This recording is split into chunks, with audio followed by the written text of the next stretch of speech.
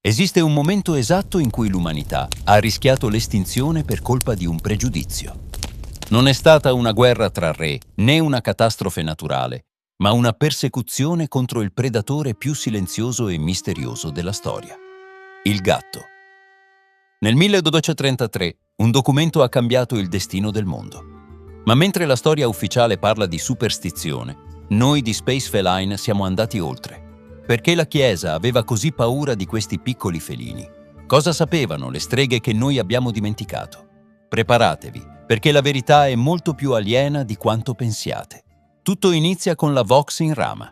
È la prima bolla papale della storia emessa da Papa Gregorio IX. Questo documento non era una semplice predica, era una dichiarazione di guerra. Nella Vox in Rama, il Papa descriveva riti satanici in cui un gatto nero gigante scendeva dalle ombre per baciare gli adepti. Il gatto non era più un animale, ma l'incarnazione stessa di Lucifero. Gregorio IX non era un folle, era un uomo di potere. Perché prendersela con i gatti? Alcuni studiosi di archeologia proibita suggeriscono che la Chiesa volesse eliminare i canali di comunicazione delle streghe. Le streghe non erano adoratrici del male, ma donne che conservavano conoscenze antiche: l'astronomia, l'uso delle erbe e il legame con animali sensibili alle energie sottili. Eliminare il gatto significava isolare la strega. Quello che seguì fu il più grande errore tattico della storia umana. Iniziò quello che gli scienziati chiamano effetto domino. Eliminarono migliaia di gatti in tutta Europa. L'uomo rimosse il tappo biologico che teneva a bada i parassiti. Senza i gatti, la popolazione di Rattus rattus, il ratto nero, esplose in modo esponenziale. Ma non erano i ratti il vero pericolo. Erano le pulci che vivevano sul loro dorso, portatrici del batterio Yersinia pestis. Senza i predatori felini, i ratti invasero i granai, le navi e le case. Nel 1347 la peste nera arrivò in Europa. Il risultato? Oltre 20 milioni di morti.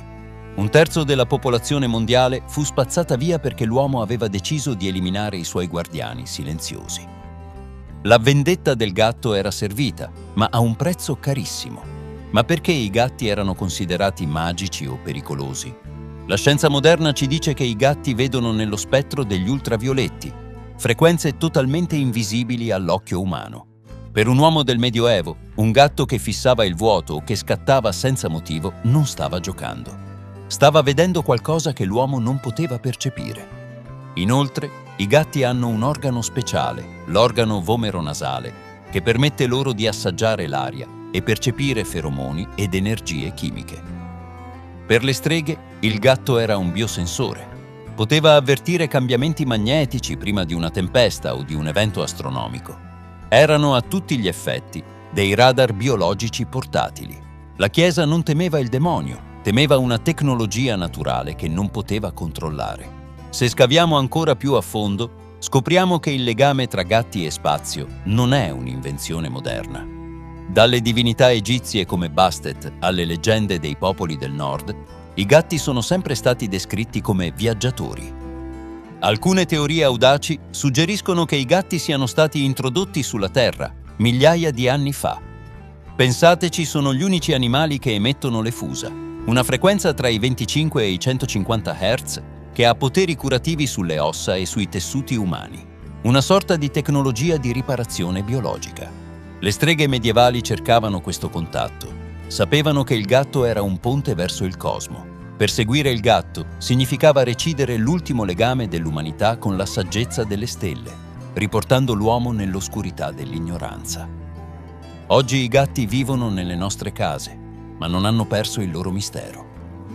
Ogni volta che il tuo gatto fissa un punto nell'oscurità dove tu non vedi nulla, ricordati della Vox in Rama. Ricordati che secoli fa quel semplice sguardo terrorizzò imperi e papati. I gatti sono sopravvissuti ai roghi, alla peste e all'odio, restando al nostro fianco come osservatori silenziosi. Forse stanno solo aspettando che l'umanità sia di nuovo pronta a guardare le stelle insieme a loro. Se questa storia censurata ti ha aperto gli occhi, unisciti alla nostra missione. Lascia un like, Commenta con l'emoji di un gatto nero e iscriviti a Space Feline.